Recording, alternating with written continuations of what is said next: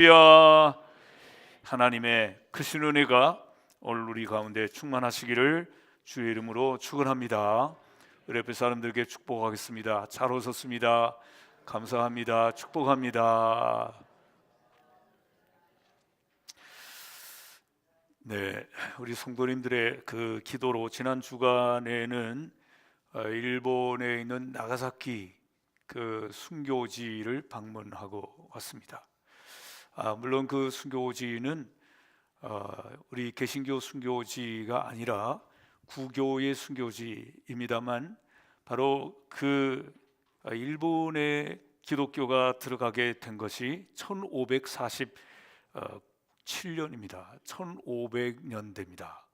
사베이르라고 하는 선교사에 의해서 복음이 증거해지면서 1500년대에 복음이 증거되어졌는데, 참 안타깝게도 지금 그 구교와 신교를 다 합해서 1%가 안 된다고 하는 것이 너무 안타깝습니다. 인구는 1억 2,300만 정도 되는데, 그 중에 우리 기독교인들이 구교도 그렇고 우리 개신교도 그렇고 합해서 1%가 되지 않는단 말이죠. 이게 정말 얼마나 안타깝습니까? 오늘 저는 우리 순교지를 다녀오면서 여러분들에게 많은 것을 다 드릴 수는 없지만 간단하게 그들에게 수많은 순교, 그러니까 금교령을 내려가지고, 그러니까 기독교를 예수를 믿지 말라고 하는 금교령을 내린 후에 250년 동안에 얼마나 많은 사람들이 순교를 했는가 하면 20만 명에서 30만 명이 순교를 했어요. 20만 명에서 30만 명이 믿음을 지키기 위해서 살다가 순교를 한 그런 흔적들을 보면서 참 우리의 믿음이 부끄럽고 또한 도전을 받는 그런 순간들이었습니다.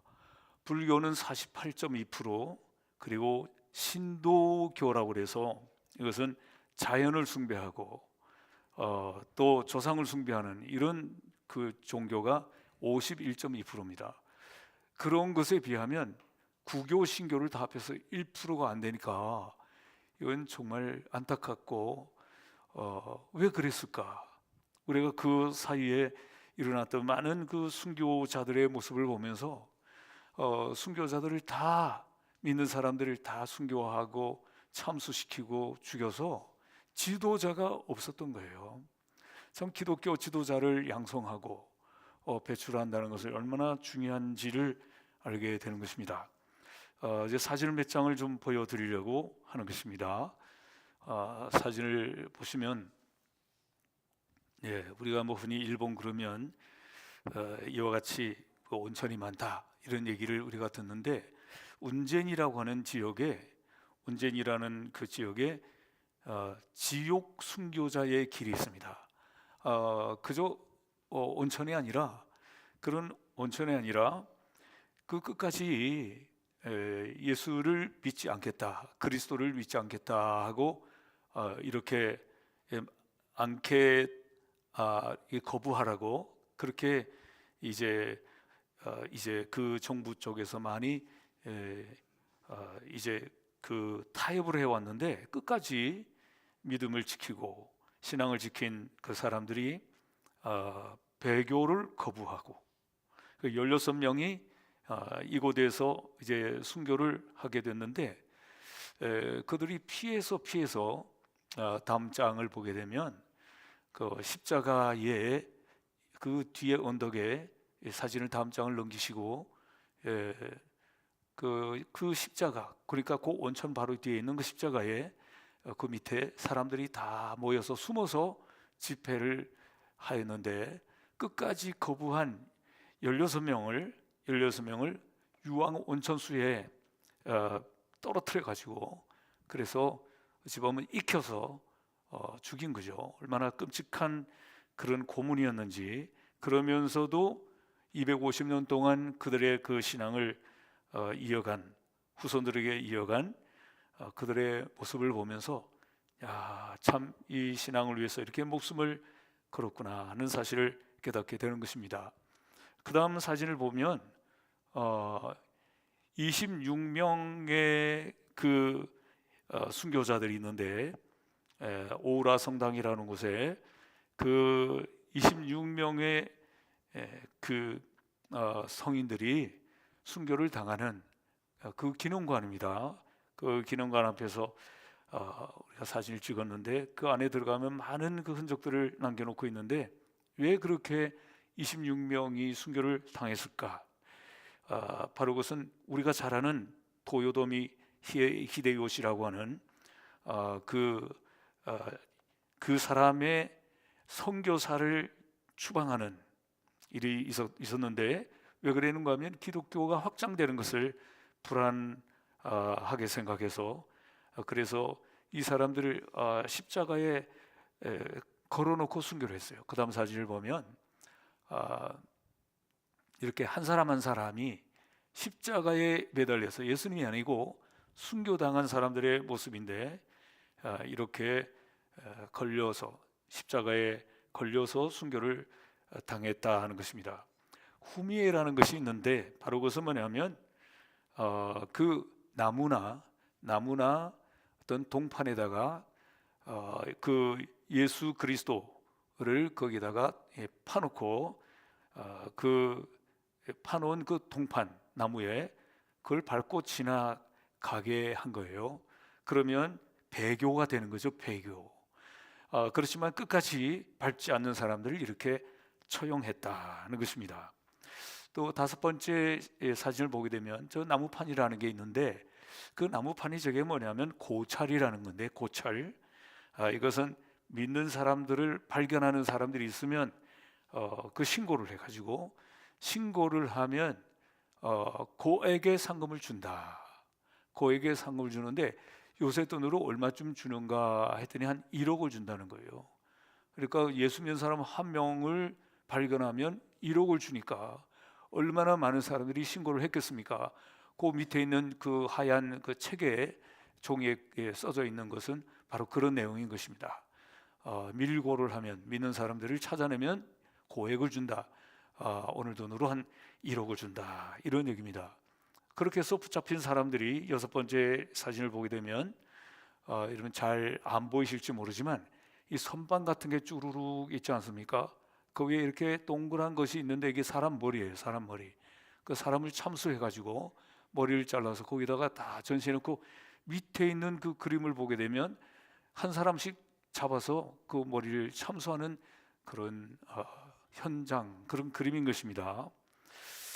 이렇게 믿는다는 것 때문에 이렇게 참수를 당하고 순교를 당하는 이런 모습이, 우리 그 모습을 우리가 그림으로 보게 되는 것입니다. 사진 일곱 번째 보면, 이걸 보면 조사관들이 조사로 올 때 그 사람들이 믿는, 그때 당시 그들은 거기에 마리아상 같은 거를 거기다가 넣어두는데, 저 기둥에다가 파가지고 그 안에다 넣어놓는 거예요. 그 기둥이 정면이 아니라 측면에 있는데, 조사관들이 와도 모르게 그렇게 저 안에다가 저런 것을 만들어 놓고 그들이 기도할 때마다 열어놓고 기도했다는 거예요. 그러니까 그들이 참 얼마나 삼엄했고 핍박이 얼마나 심했는지를 우리가 알 수 있는 것입니다. 그런데 그 다음 여덟 번째 사진을 보면, 이게 우리 일본에 많이 있는 그 신사 중에 하나입니다. 신사. 우리가 신사 참배 그러지 않습니까? 일본의 신사가 얼마나 많은가 하면 한 8만 5천 개가 된대요. 그러니까 이 8만 5천 개가 되는데, 여기 신사는 이게 그냥 신사가 아니라 이것은 잠복 그리스도인이라고 그래서 그러니까 위장 신사인 거죠. 위장 신사. 그러니까 이것은 위장으로 신사처럼 만들어 놓고 그리스도인들이 와서 여기에 모여서 예배를 드렸던 곳이 바로 이 위장 신사, 잠복 그리스도인들의 모인 자리였다는 것입니다. 이렇게 이제 기독교를, 신앙을 지키기 위해서 어떤 경우는 위장을 해서 모였다. 그 다음 사진을 보게 되면 말이죠. 그 다음 사진을 보게 되면 하나 더 넘기게 되면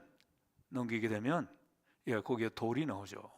저기 조그만 자갈 같은 돌들이 있는데 그 돌들을 이렇게 그냥 무질서하게 모아놓고 있다가 그걸 가지고 십자가형을 만들어 놓고 그들이 거기에서 성찬식을 가졌다는 거예요. 그리고 조사관들이 막 밑에서 올라오면 흐트러 버리고 그냥 돌이 돼 버리는 거죠.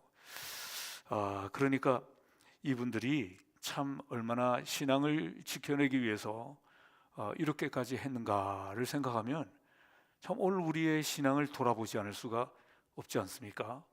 오늘 우리는 과연 이런 위협이 우리에게 있지도 않는데, 이런 두려움이 있지도 않는데 오늘 우리는 주님을 위해서 얼마나 충성을 하며 열심을 다하고 있는지 우리 자신을 생각해 보는 우리 성도들이 다 돼야 할 줄로 믿습니다.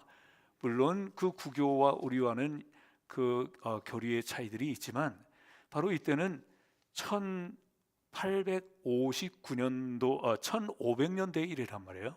그러니까 신교가 기독교가 개신교가 일본에 들어왔을 때는 1859년이에요. 우리나라보다도 한 26년 더 빨리 왔어요. 일본이 그 선교사가. 우리나라는 1885년에 개신교 선교사가 오지 않았습니까? 그러니까 이 얘기는 아주 오래전 얘기. 개신교 선교사들도 오기 벌써 이제 한 300~400년 전 얘기인 것이죠. 그때 그들이 믿음을 지켜내기 위해서 이렇게 그 순교를 당하면서까지 그 믿음을 지키는 일을 했다는 사실을 우리가 생각하면서 오늘 우리가 우리의 신앙을 잘 지켜내고 금보다 귀한 믿음은 참 법의 태도다는 찬송 가사처럼 오늘 우리가 이렇게 자유롭게 신앙생활할 수 있는 것은 우리의 믿음의 선배들이 우리에게 또 이런 길을 터준 것이고, 우리의 믿음의 선배들은 또한 이렇게 순교자들이, 이웃나라의 순교자들이 이와 같이 순교하면서 피 흘리면서 죽으면서 복음이 들어올 수 있는 그런 길을 열어주었다고 생각할 때 오늘 우리 성도들은 이 귀한 사실들을 마음속에 기억하고 그 선조들에게 우리의 믿음이 부끄럽지 않도록 새로운 마음을 갖고 결단하는 우리 성도들이 다 돼야 할 줄로 믿습니다. 네, 우리 한번 오늘 본문에 있는 말씀 통해서 한번 따라하겠습니다. 두려워하지 않는 믿음. 네, 우리 과연 우리 신앙생활 하는데 우리가 두려워하지 않는 믿음으로 살아가고 있는지 우리 자신을 돌아봐야 되겠습니다. 우리 인간은 본질적으로 약하기 때문에 우리는 참 두려움에 빠지기가 쉬운 것입니다. 어떤 사람이든지 우리 인간은 보편적인 이런 두려움을 갖는 그런 감정을 다 갖고 있습니다. 그래서 어떤 분은 인간이 얼마나 두려워하는지를 연구를 했는데 그 연구한 휴 미실딘 박사라고 하는 분이 우리 인간은 태어날 때부터 두려움을 느끼는데 아이들이 태어나면서 울지 않습니까? 왜 그렇게 두려워하며 울까? 그 이유를 연구를 해보니까 그것은 떨어지는 두려움이라는 거예요. 엄마에게서부터 떨어지는 두려움 때문에 울고, 그리고 엄마 뱃속에서 아주 안정되게 있다가 이 세상에 와보니까 모든 것이 다 소음인 것입니다. 큰 소리, 사람들의 소리도 크게 들리고, 그리고 뭐 밖에서 나는 뭐 자동차 소리도 크고, 그러니까 이 큰 소리에 대한 두려움 때문에 이 아기들이 크게 또 운다는 것입니다. 또 세 번째 두려움은 그것은 버려지는, 엄마의 뱃속에 있다가 버려지는, 그럼 버려지는 것 같이 느껴질 수밖에 없잖아요. 이런 두려움 때문에 이 아이들이 태어나면서 울게 된다는 것입니다. 우리 인간은 이렇게 본질적으로 우리 인간은 두려움의 감정을 다 가지고 있는 것입니다.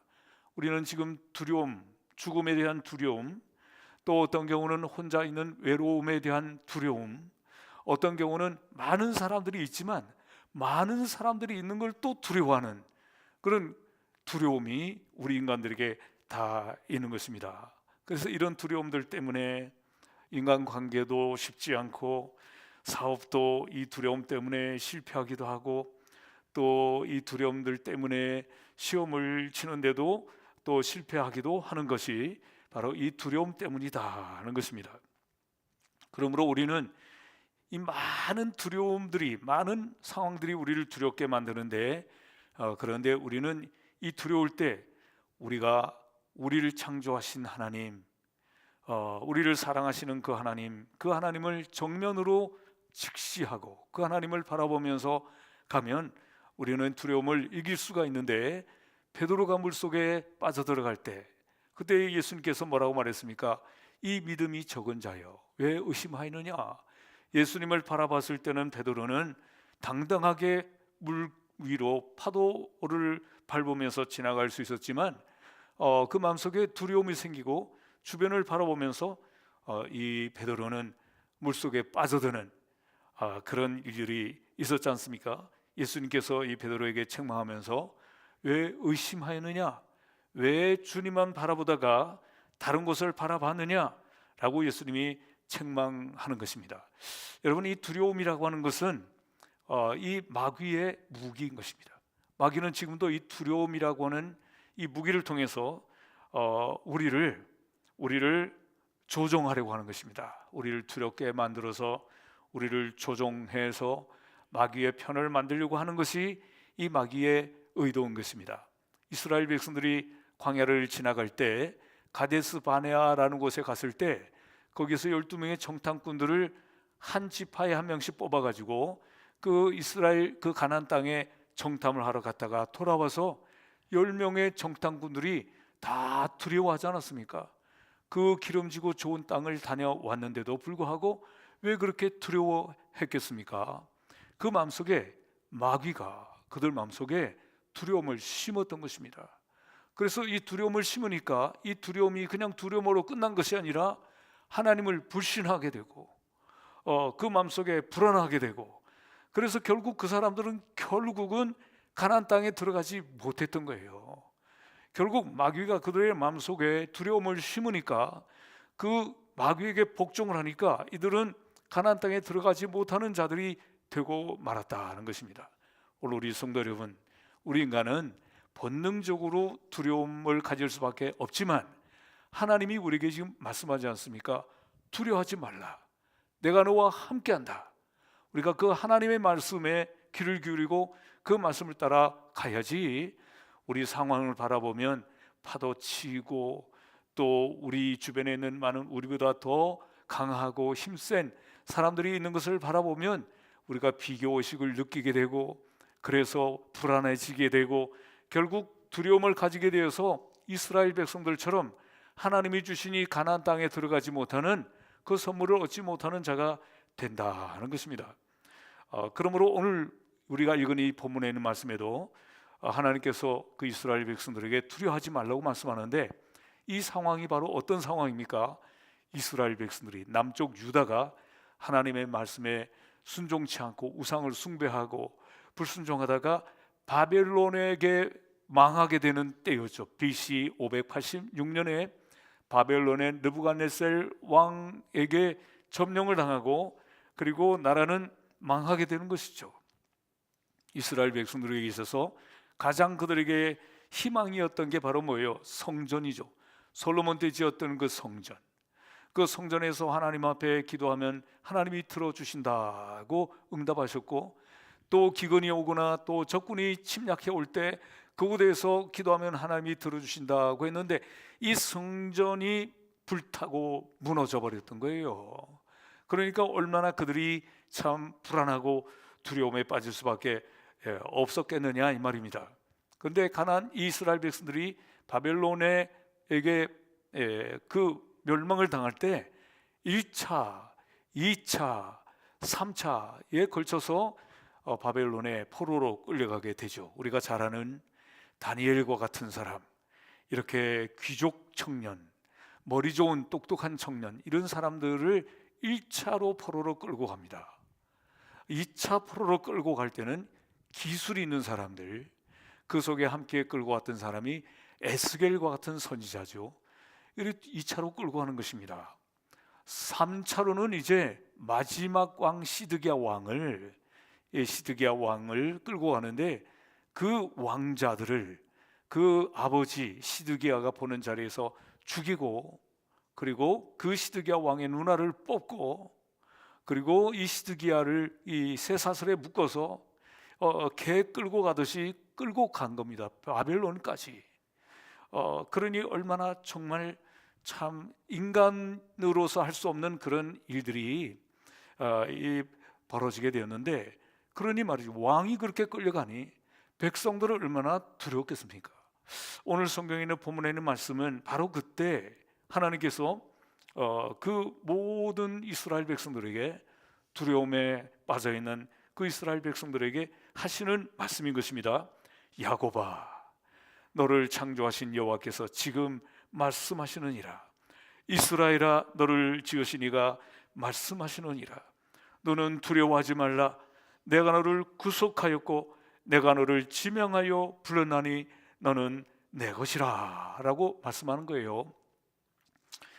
이렇게 하나님의 백성들이 이렇게 바빌론에게 짓밟히고 성전은 불태워지고 희망이 사라지고 그 왕까지도 이렇게 비참하게 끌려가는 그런 상황인데도 불구하고 하나님이 하신 말씀은 내가 너를 구속하였다라고 말씀하고 있습니다.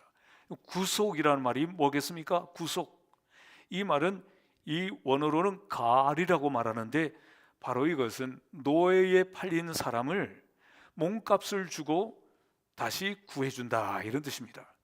노예로 팔려가 있는 사람에게 몸값을 주고 구해준다 하는 뜻이 바로 이 구속인데, 하나님이 구속했다 하는 것입니다.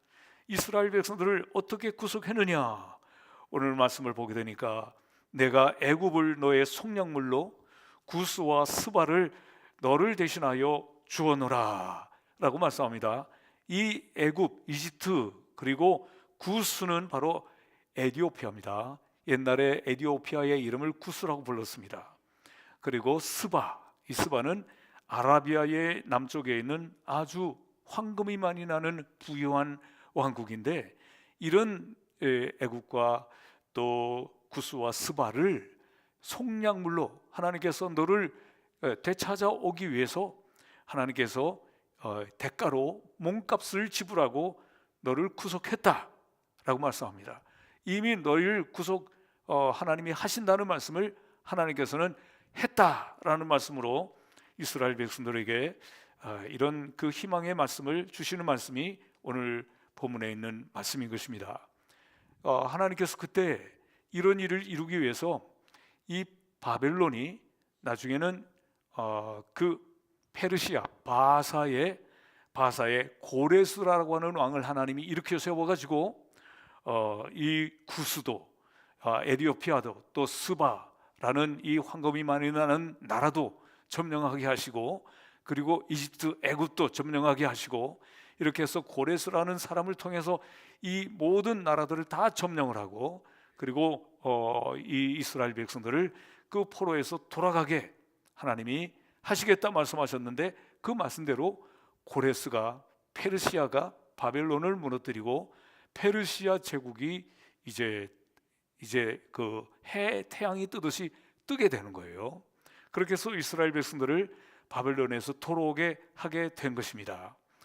돌아올 때도 하나님이 1차와 2차와 3차에 걸쳐서 돌아오게 하셨는데, 오늘 우리가 읽은 43장 이사야 43장 5절에 있는 말씀을 보면 두려워하지 말라, 내가 너와 함께하여 네 자손을 동쪽에서부터 오게 하며 서쪽에서부터 너를 모을 것이며 북쪽에게 이르기를 내놓으라, 남쪽에게 이르기를 가두어 두지 말라. 내 아들들을 먼 곳에서 이끌어내며 내 딸들을 땅끝에서 오게 하는데, 내 영광을 위하여 창조한 이 사람들을 내가 지었는데 이 사람들을 돌아오게 하라. 동쪽에도 또 서쪽에도 북쪽에도 그리고 남쪽에도 내가 내 영광을 위하여 지은 이 백성들을 건드리지 말라라고 하나님이 말씀하는 거예요. 오늘 이 말씀은 그 유다 백성들에게만 주신 말씀이 아니라 오늘 하나님께서 우리를 지명하여 부르셨는데 지명하여 부르신 오늘 우리에게도 주신 말씀인 줄로 믿습니다. 하나님께서 동쪽 끝에서라도, 서쪽 끝에서라도, 북쪽에서도, 남쪽에서도 어디에 흩어져 있든지 하나님이 다 구원하시겠다, 하나님이 다 너희들을 이끌어내시겠다고 하는 말씀이 오늘 본문에 있는 말씀인 것입니다. 우리 인간적으로 생각하면 그것이 얼마나 힘들겠습니까?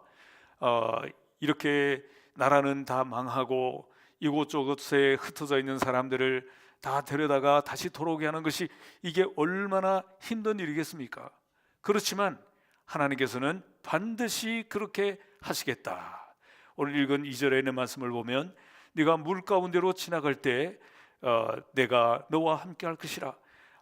물이 너를 침몰하지 못할 것이며 불 가운데로 지날 때 불꽃이 너를 사르지 못할 것이다 라고 말씀하고 있지 않습니까? 그러니까 어떤 상황이든지 물이 우리를 향해서 위협할지라도, 불이 우리를 위협할지라도 어떤 상황에서든지 하나님은 구원하시겠다, 하나님이 구원하시겠다는 그 약속을 꼭 지키실 것이다 라는 말씀을 하고 있는 것입니다. 그러므로 우리 사랑하는 성도 여러분, 오늘 우리가 살아가는 우리의 삶이 힘들기도 하고 또 위협을 느끼기도 하고, 하지만 두려워하지 말아야 될 것은 하나님의 이 약속 때문인 줄로 믿습니다. 하나님은 약속의 하나님이시고 하나님께서는 구약시대에 약속하신 그 약속을 예수님이 탄생하시는 것으로 이루신 하나님이지 않습니까? 예수님께서 메시아로 이 땅에 오셔서 우리를 구원하시겠다고 약속하셨는데 그 예수님께서 오셔서 그 약속하신 대로 우리를 위하여 십자가에 죽으시고 피 흘리시고 또 죽으신 지 사흘 만에 부활하신 이 모든 것이 바로 하나님의 약속대로 이루어지고 있는 일들인 것이죠. 그러므로 오늘 하나님은 우리에게 말씀하십니다. 두려워하지 말라. 오늘 하나님의 이 약속을 우리의 마음속에 꼭 마음속에 품으시고 두려워하지 않는 우리 성도들이 되시기를 주의 이름으로 축원합니다. 네, 왜 하나님께서 우리에게 이와 같이 두려워하지 말라고 말씀하셨는가? 오늘 1절에 보니까 그랬습니다. 내가 너를 지명하여 불렀다. 너는 내 것이다 라고 말씀하고 있습니다.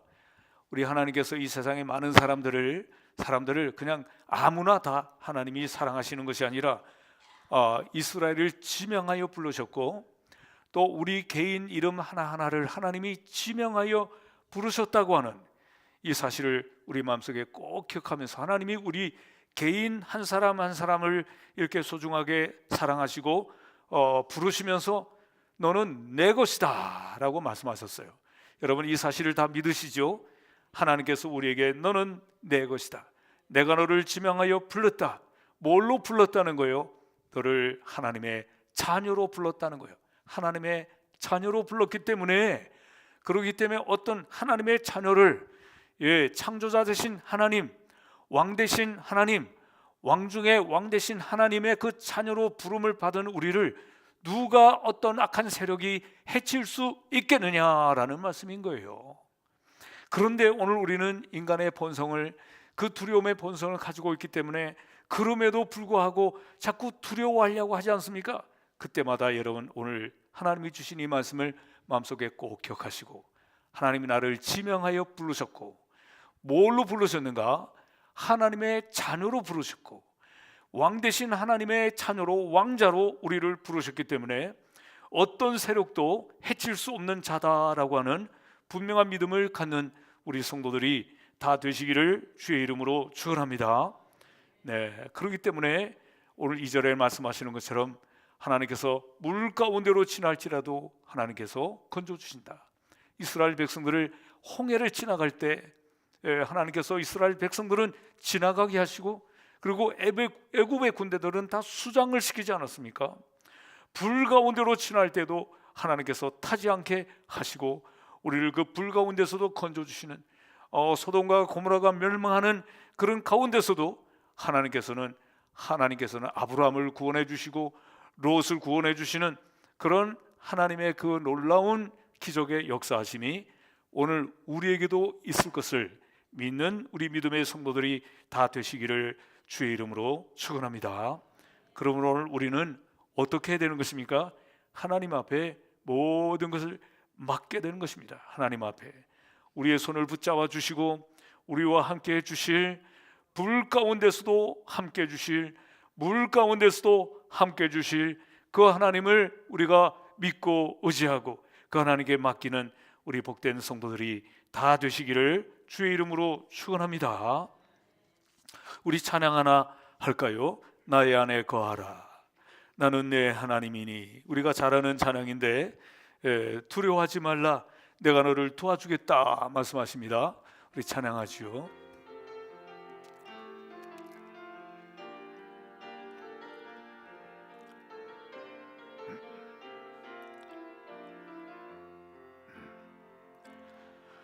나의 안에 거하라, 나는 내 하나님이니. 모든 환난 가운데 너를 지키는 자라. 두려워하지 말라, 내가 널 도와주리니. 놀라지 말라, 내 손 잡아주리라. 내가 너를 지명하여 불렀나니 너는 내 것이라, 내 것이라, 너의 하나님이라.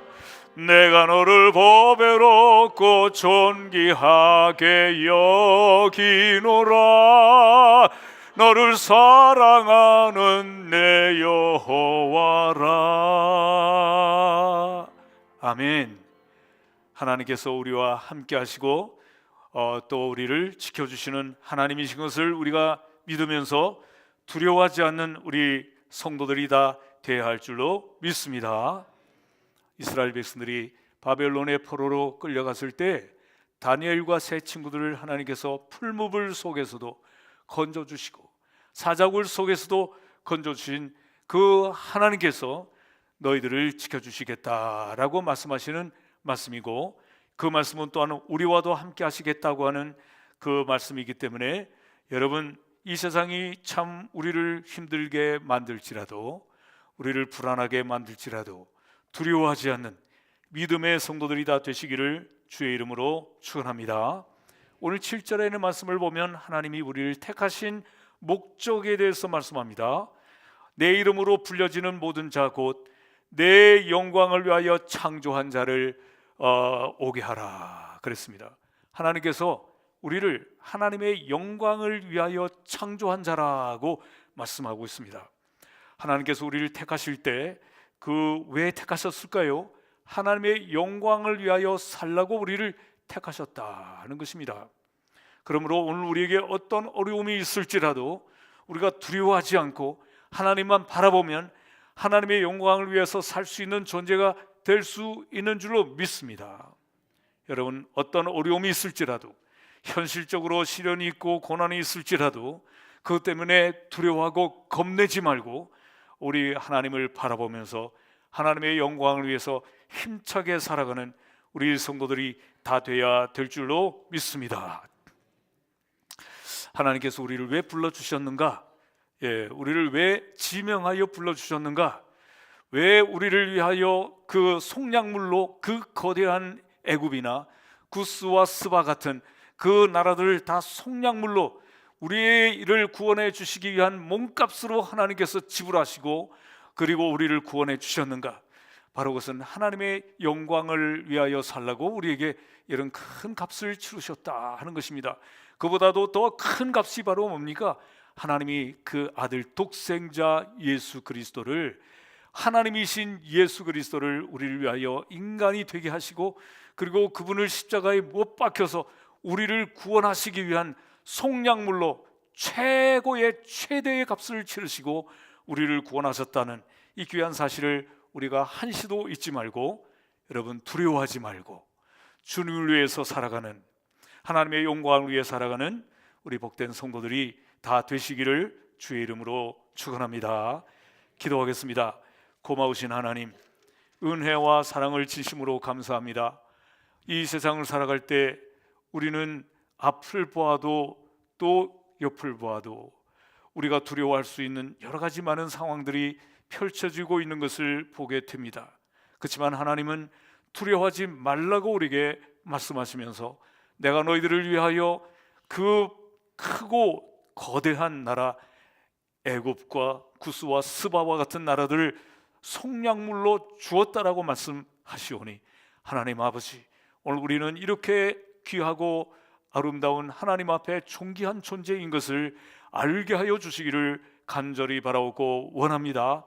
하나님께서 그 아들 독생자 예수 그리스도를 우리를 위하여 몸값을 지불하시기 위하여 십자가 위에서 죽으시면서까지 우리를 구원하신 이런 값비싼 참 존귀한 존재임을 알게 하여 주시옵고, 하나님께 감사하며 두려워하지 말게 하여 주시고 낙심하지 말게 하여 주시고, 어떤 어려움이 있을지라도 우리가 하나님의 영광을 위하여 살아갈 것이라고 하는 그런 결단을 가지고 믿음으로 살아가는 성도들이 다 되게 하여 주시옵소서. 우리 믿음의 선배들은 이렇게 수많은 사람들이 목숨을 바쳐서 믿음을 지켜냈습니다.